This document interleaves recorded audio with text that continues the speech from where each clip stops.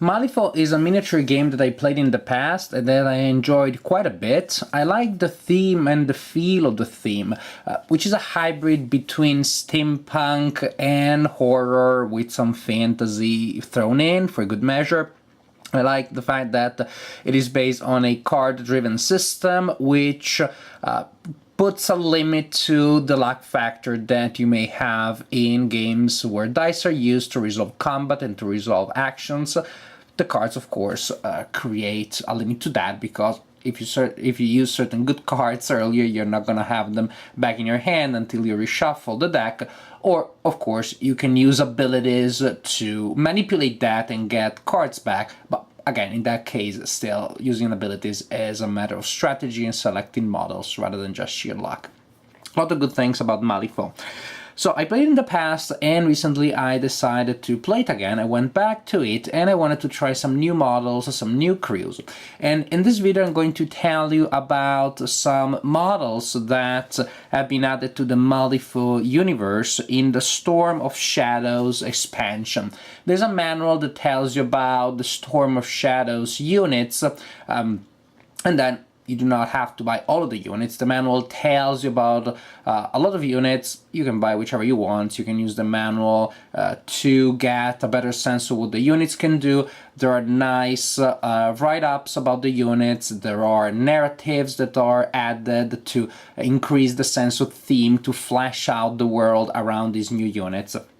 But it is a very flexible expansion. It is very flexible also because the units in the Storm of Shadows expansion are dual factions. That is, you can use them with other units from the same expansion, from the Ten Thunders clan. Yeah, the Ten Thunders is a clan that is introduced in Storm of Shadows. Basically, they infiltrated spies in other organizations, and this is why they have people that can work with them and are specific to them. And then they also have a lot of people that well, can go both ways. They can work for them, but also have characteristics that make them very similar to characters in other factions. For example, the group of models that I'm going to tell you about today is a dual faction Ten Thunders Neverborn. So you can put them together in any Ten Thunders crew, or you can add them to Neverborn crews. So today we talk about the Neverborn of Storm of Shadows.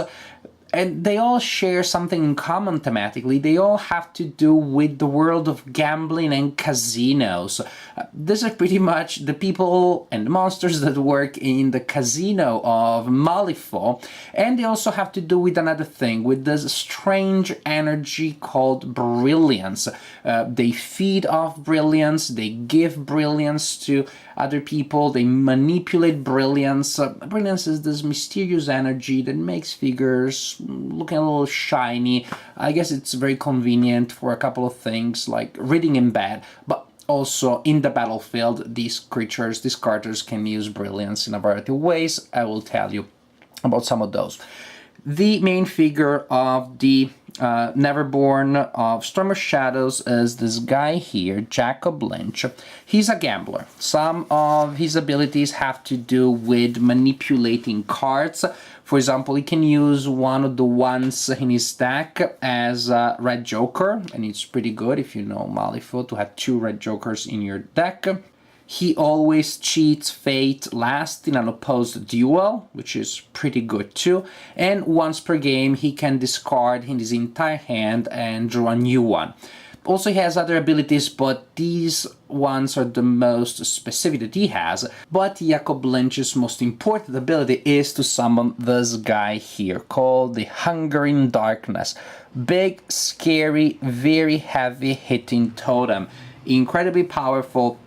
Very powerful melee attacks with a very good range. He's terrifying, has a terrifying ability, so enemy models have a hard time getting close to him. Also, he interacts with Brilliance. He needs Brilliance to survive, first thing. At the end of the activation phase, if the model is within 5 inches of another model that has the Brilliance characteristics, then the model with the Brilliance loses a wound and he heals 1 wound. So he just sucks that Brilliance and that life energy out of other characters. They can be enemy, they can be friendly, and he needs to do that because if he cannot consume that Brilliance, then he loses a wound per turn. So you may have some characters in his crew that have Brilliance and that he walks around with, using them as lunchboxes, just depleting them of life energy. But it is good also if you can use it in a vampiric way against the enemies. And this is why you have characters in the crew that can give Brilliance to other characters, that is, to enemy models. Also, this depletion of life energy through Brilliance that happens at the end of each activation phase is automatic and it cannot be stopped.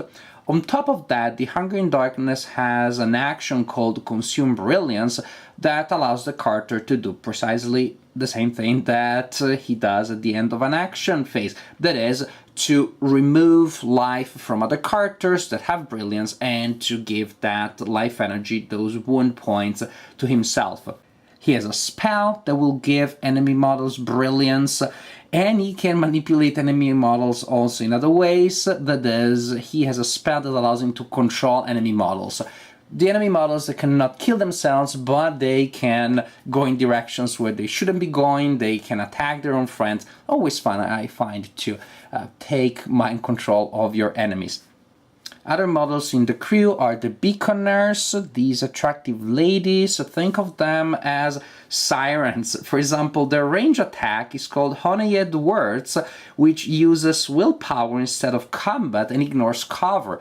It's sort of like, yeah, they're luring people with their magic words, and it can inflict damage, that attack, and also characters that are wounded by their words gain the Brilliance characteristics. Now you see how this brilliance thing works. And then some more characters that may work well together with the ones that I showed you earlier. Here you have Mr. Graves, who is the bouncer of the casino. He just beats people up. He is a powerful melee character with one twist. He does have, among others, an ability that I find particularly useful, which is he can move characters around. He kind of like pushes them, but the point from which the push starts doesn't have to be himself, like in many of the characters that push enemies away. You choose a point of the board within 6 inches from the character and use that to push characters away. And there is a variety of effects that you can generate from that. For example, you send them against him, you send them in places where they shouldn't be, you send them away from objectives, things like that. Mr. Tannen, little annoying guy who just brings bad luck. That's what he does. He's the ultimate party pooper. What he does is he reduces the effectiveness of the other player's cards. For example, an enemy model that is within a range of 6 inches from him cannot cheat fate unless it discards a card before doing that, so cheating fate becomes more expensive. He equalizes fate, that is, if an enemy model is in contact with him, is engaged with him, and the controller has more cards than the opponent, then the controller has to discard down until he has the same number of cards as the controller of Mr. Tannen. The Illuminated, they are sort of like medium quality melee units. They beat people, they use them to fight, use them to hit. Also, they have a range attack that, guess what, can give Brilliance to the enemies. And then we had the Depleted, people that used to be human, but have been consumed by the Brilliance, and now they have become pretty much walking or crawling bags of Brilliance. The best thing that they can do is to really work as lunchboxes for the Hunger in Darkness. They give Brilliance to the darkness, but also if they are used in combat, at least they are kind of like hard to eliminate because severe damage on them counts only as moderate. Other than that, they're pretty much useful to take control of objectives, to do menial tasks on the battlefield.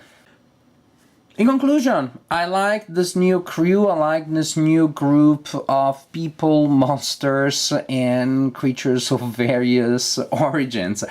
Very strong synergy, it's fun to give brilliance to your opponents, it is fun to figure out ways to maximize that. It is a crew that is slightly advanced to play, that is maybe not the most basic crew that there is, but also there are other crews that have much more involved synergies and much more involved systems of effects. This is still a crew that relies on a main concept, that is manipulation of brilliance, and once you have that down and you know how to use it, then you can use the crew effectively. Definitely a fun crew and a good crew overall.